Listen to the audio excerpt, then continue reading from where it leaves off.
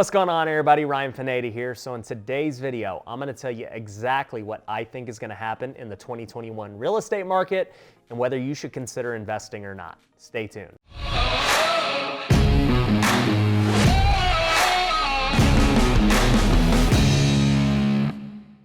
So if this is your first time on my channel, welcome. My name is Ryan Pineda. I'm a real estate investor here in Las Vegas. We've done over 100 deals a year for the past 3 years straight. The majority of those were fix and flip, but we also do a lot of wholesales. I keep rentals. I also have a retail brokerage. So I'm really heavily involved in the real estate industry. Now, with all that being said, 2021 is going to be the most uncertain year that we've seen in the last decade. And there are a lot of people trying to predict what's going to happen. It seems like every day I am seeing a new article written. I'm seeing a YouTuber make a new video about the market. Obviously, I'm a YouTuber making a video about it. But here's the deal. And I want you guys to really remember this with every single video you watch or every article you read. Don't be offended by this and don't think that I'm pointing at any one person in particular with this. It's just the reality of the situation. If you are going to consume content and read an article or watch a video, make sure you look at the person who's doing that video or article's career as it relates to investing. Are they active investors? How many deals are they doing a year? Because the reality is most of the people making this content are not doing much in the real estate space. I personally wouldn't listen to anyone who's not doing multiple deals every month. And that's just how I feel about it. I want to get my advice and feedback from people who are actively in this industry. Now, I've already told you my resume, so hopefully that passes the test enough for you to listen to this video.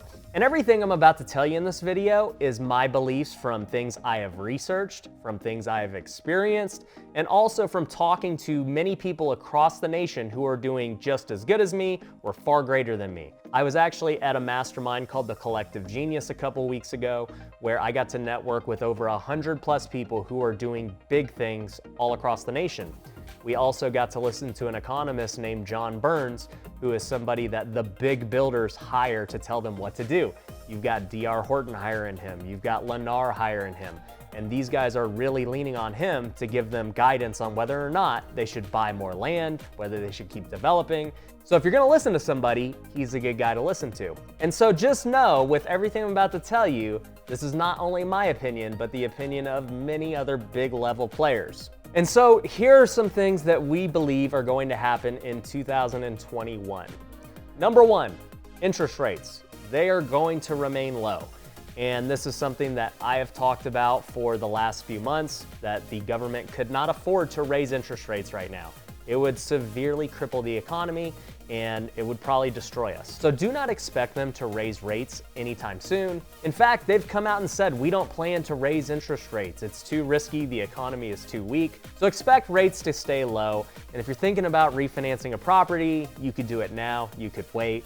I don't think it's gonna make much of a difference, even if rates drop a little bit. They're so low at this point that your payment's not really gonna go down that much. Second assumption we're making is that there is not going to be this big wave of foreclosures. Now, if you've been subscribed to my channel for a while, I've actually talked about this before.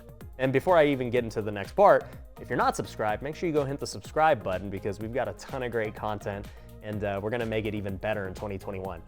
But anyways, I do not believe there are going to be a ton of foreclosures for many reasons. Number one, I think that they're going to loan modification a lot of these people who are in forbearance. They're going to end up tacking on all of that interest and payments they should have paid to the end of the loan so that the people don't have to pay it all at once. They may even just refinance the loan completely and have them start fresh with a lower payment. They may end up doing a whole bunch of other things that we haven't even thought of. Point is, I do not believe they are going to get foreclosed on at this big rate that people think they are. Now, will people get foreclosed on? Absolutely. I mean, foreclosure is something that happens even when the economy is great, even when people have tons of jobs. It happens. People get foreclosed on. But my belief is they will not have this foreclosure wave happen because they know what happened back in 2008. And they also know that it's not these people's fault that they're in this situation. The government forced them into this situation by not allowing them to work, by shutting down businesses for this pandemic. And I'm in agreement with that. If you're gonna force businesses to shut down and make people lose their jobs, you better not make them lose their homes too when it was your fault as the government. So do not expect this wave of foreclosures that you're hearing a lot of people predict. Third thing we're predicting is that inventory is going to remain extremely low in 2021. So for those of you who don't know, inventory is simply how many homes are on the market and how fast they are selling.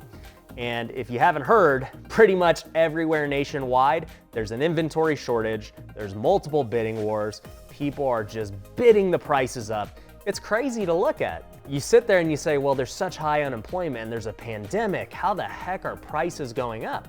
But when you add things like low inventory and low interest rates, simple economics with supply and demand says prices are gonna go up.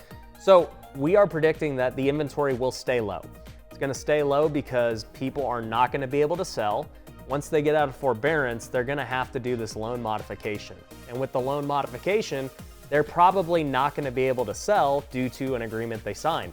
Also on top of that, they may not have a job. So if you don't have a job, why would you sell your home if you can't really get into anything else? Who's going to rent to you if you sell? So the alternative is they don't sell at all, they get a loan modification, and then they just stay in their home and figure out a payment with the bank. You're also going to see a lot of people just not want to move right now due to the pandemic. They're afraid to, switch up their surroundings. They're afraid to go shopping. They're afraid to do all this stuff. They don't want people coming in their home. So I don't think that the inventory is going to change anytime soon. It's going to remain low. Fourth assumption we're going to make is that people are going to leave the coast. So you're already seeing it with California. You're already seeing it with New York. You're starting to see it in the Northwest with Seattle and Portland and all of these places. People are leaving the coast where they have very liberal policy, where they have high taxes, where they're very just bunched together. You don't have a lot of space, you don't have yards. I think people are leaving that kind of downtown urban living and trying to go into the suburban areas where they have a yard, where they have space. And if there is another pandemic or shutdown, they've actually got some room to move around. And on top of that, they're going to places like Nevada and Texas where there is no state income tax and they're able to make a lot more money doing the same thing, especially if they're able to work virtually. But also the housing and the cost of living is just so much cheaper in those areas. I personally live in Las Vegas where a lot of Californians are coming, and I can see that they are driving up the real estate prices because we just have more demand from people who weren't here before.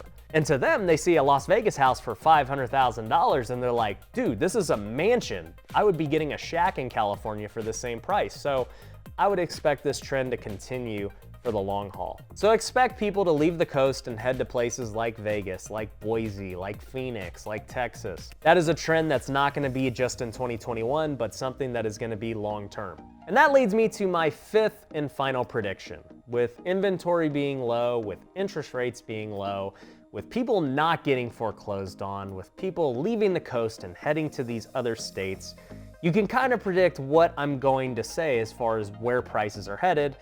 But I guess I should just say it. I think prices are going to continue to go up.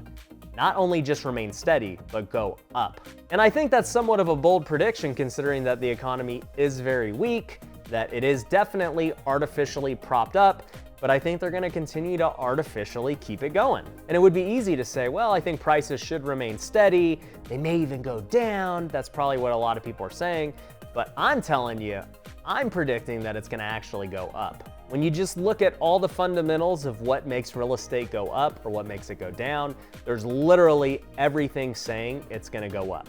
The only negative that we currently have is that we have high unemployment. But because of such low inventory and low rates, that's seemingly not affecting it at all. So if we believe that property values are going up, what does that mean for you as somebody who might potentially buy your first home or buy a rental property? Well, I think it's a good time to buy. I don't think you're gonna be in the situation where you buy it today and then all of a sudden it just crashes tomorrow. No. And at the end of the day, it also depends on what's your use for it.